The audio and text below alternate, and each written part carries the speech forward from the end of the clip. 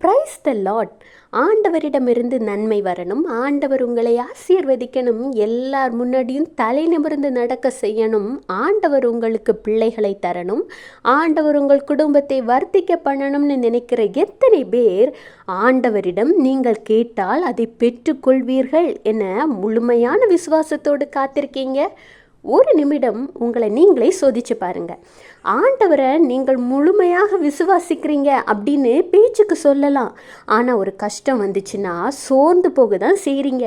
ஆனால் உண்மையாக நீங்கள் ஆண்டவர் மீது உண்மையான விசுவாசத்தை வைத்திருக்கிற பிள்ளைகளாக இருந்தால் என்ன சோர்வு வந்தாலும் சோர்வு ஒரு நிமிடம்தான். அடுத்த நேரமே அடுத்த நிமிடமே உங்களுக்குள் அவருடைய விசுவாசம் வெளிப்படணும். ஆண்டவர் என் கூட இருக்கனால நான் இந்த சூழ்நிலையை மேற்கொண்டு வெளியே வருவேன் அப்படிங்கிற விசுவாசம் உங்களுக்குள்ள வந்திருக்கணும்.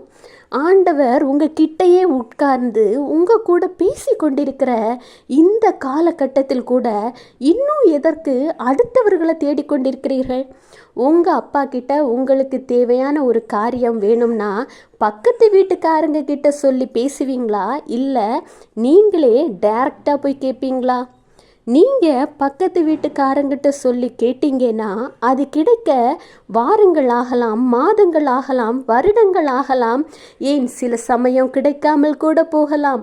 ஆனால் நீங்கள் உரிமையோடு உங்கள் அப்பா கிட்ட டைரக்டாக கேட்டீங்கன்னா அது இந்த நொடியே உங்கள் வாழ்க்கையில் நடக்கும். அந்த விசுவாசம் உங்களுக்கு வேண்டும்.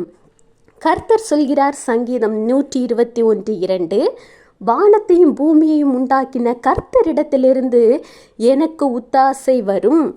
உங்கள் அப்பா உங்கள் கிட்ட தான் இருக்காருங்க. ஃபஸ்ட்டு அவங்க கிட்ட போய் உங்கள் சூழ்நிலையை சொல்லி டைரக்டாக பேச பழகுங்க. ஏனென்றால் அவர் உங்களுக்கு எல்லா அதிகாரத்தையும் தந்திருக்கிறார்.